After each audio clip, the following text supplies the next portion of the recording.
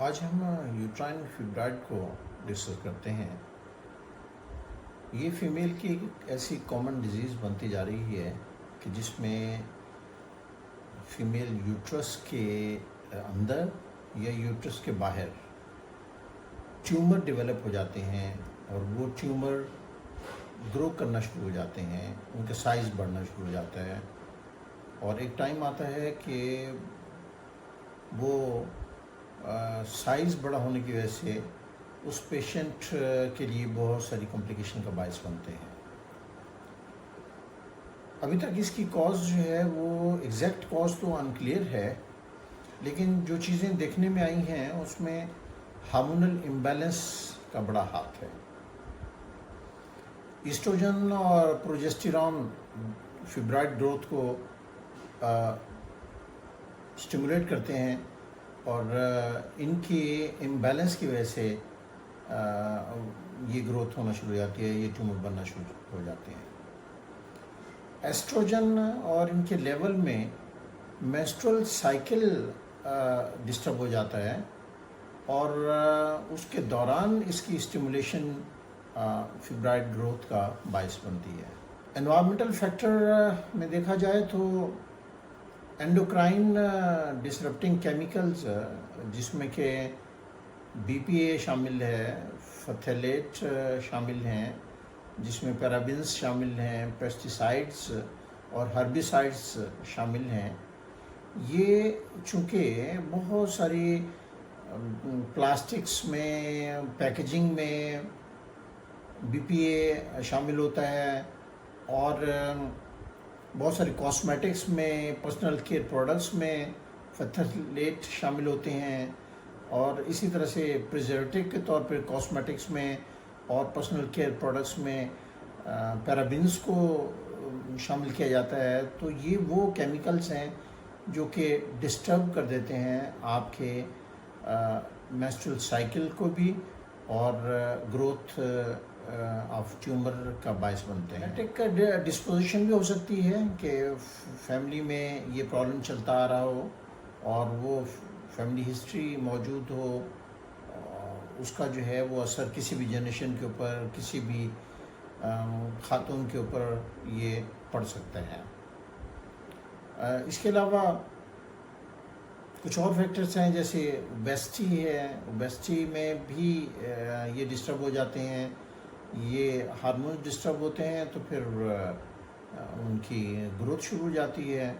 Early menstruation अगर हो तब भी, अगर लैक ऑफ प्रेगनेंसी हो तब भी, हाई फैट डाइट यूज़ करता हो पेशेंट, स्ट्रेस में रहता हो, विटामिन डी की डेफिशिएंसी हो तब भी, तो ऐसी सूरत में ये ग्रोथ होना शुरू हो जाती है। अगर यूट्राइन फिब्राइड्स की सिम्टम्स को देखा जाए तो हैवी और प्रोलॉन्ग्ड और पेनफुल पीरियड्स होना शुरू हो जाते हैं।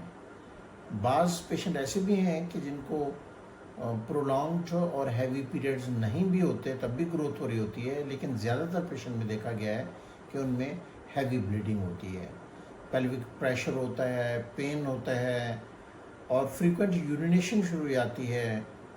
और इसके अलावा कॉन्स्टिपेशन का शिकार रहने लगता है पेशेंट, बैकएक होना शुरू हो जाता है, उसको लेग पेन शुरू हो जाते हैं, फिर उसका एब्डोमेन एनलार्ज होना शुरू हो जाता है क्योंकि ट्यूमर की ग्रोथ ग्रेजुअल ग्रोथ या फास्ट ग्रोथ उसके ऊपर इफेक्ट डालती है।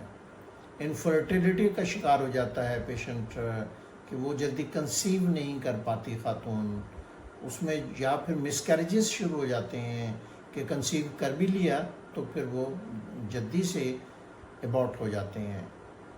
तो ये प्रॉब्लम हो जाते हैं यूट्राइन फिब्राइड्स में, ये सिम्टम्स डेवलप हो जाती हैं। यूट्राइन फिब्राइड्स में कौन सी होम्योपैथिक मेडिसिन ज़्यादातर इस्तेमाल की जाती हैं और किस किस सिम्टम और कंडीशन में इस्तेमाल की जाती हैं? कैलकेरिया कार्ब को हम यूज़ करते हैं ऐसी वुमेन में जो ओबीस होती हैं, जिनका ज़्यादा वेट होता है, हैवी प्रोलॉन्ग मेंसेस होते हैं उनमें चिलीनेस देखी जाती है कि वो ज़्यादा ठंड महसूस करती हैं और जल्दी थक जाती हैं, फटीग उनमें बहुत जल्दी डेवलप हो जाती है, फिर उनमें एग की क्रेविंग होती है, तो ऐसी सूरत में कैलकेरिया काप को यूज़ करवाया जाता है। सीपीआई को फ्रिक्वेंटली यूज़ करवाते हैं जिसमें बेरिंग डाउन सेंसेशन पेल्विक में मौजूद हो और इरेगुलर मेंसेस हो जाते हों और इरिटेबिलिटी हो पेशेंट में, और वो जो है वो एक्सरसाइज जो है उससे बेहतर हो जाता हो पेशेंट एक्सरसाइज करने से, और उसमें ख्वाहिश जो है वो सेक्सुअल डिज़ायर जो है वो कम हो गई हो ऐसे पेशेंट में, वहाँ पे सीपीआई यूज़ करवाते हैं। लेकेसिस एक ऐसी मेडिसिन है जो लेफ़्ट साइडेड फिब्राइड्स के लिए इस्तेमाल करते हैं। इंटॉलरेंस टू टाइट क्लोथिंग हो, उसमें हॉट फ्लैशेस होते हों, पेशेंट जो है वो टॉकेटिव हो, तो lachesis is the best medicine. LSP bursa use करवाते हैं जहाँ प्रोफ्यूज और लॉन्ग लास्टिंग मेंस्ट्रुअल ब्लीडिंग होती हो क्लॉट्स के साथ। इसी तरह से फ्रैक्सिनस अमेरिकाना को यूज़ करवाते हैं जहाँ पे यूट्रस एनलार्ज हो, फिब्राइड्स बेरिंग डाउन सेंसेशन के साथ फीलिंग होती हो, वीकनेस होती हो और हैवी ब्लीडिंग होती हो।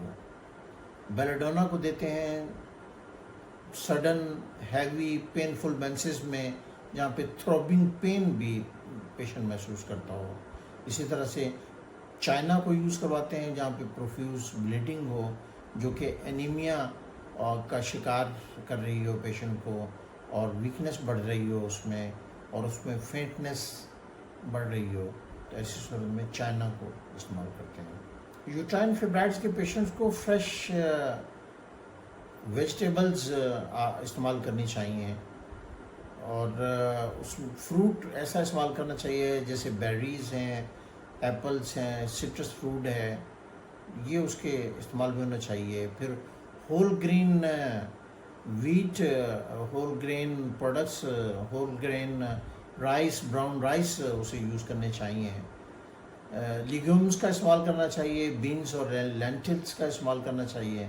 ओमेगा 3 रिच फूड जिसमें फ्लैक्स सीड हैं, वॉलनट्स हैं, सैल्मन फिश है, तो ये उसको यूज़ करवाना चाहिए। जिन चीज़ों का परहेज़ करना चाहिए उनमें रेड मीट है जिसमें बीफ और प्रोसेस्ड मीट है, इसी तरह से कार्ब्स हैं, शुगर है, वाइट ब्रेड, पेस्ट्रीज, स्वीट्स वगैरह का ये इस्तेमाल नहीं करना चाहिए।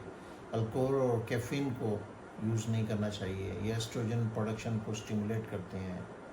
हाई फैट फ्राइड फूड को नहीं इस्तेमाल करना चाहिए, ये उसके लिए बहुत नुकसानदेह है।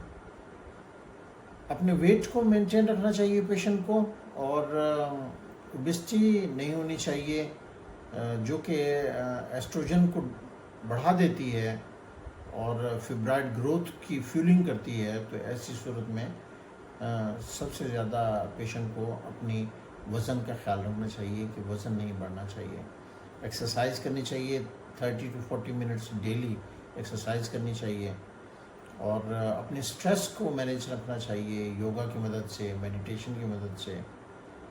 विटामिन डी को इंश्योर करना चाहिए कि उसके लेवल एडिक्वेट हैं, तो उसको सही विटामिन डी मौजूद है बॉडी में, अदरवाइज़ उसका भी ख्याल रखना ज़रूरी है।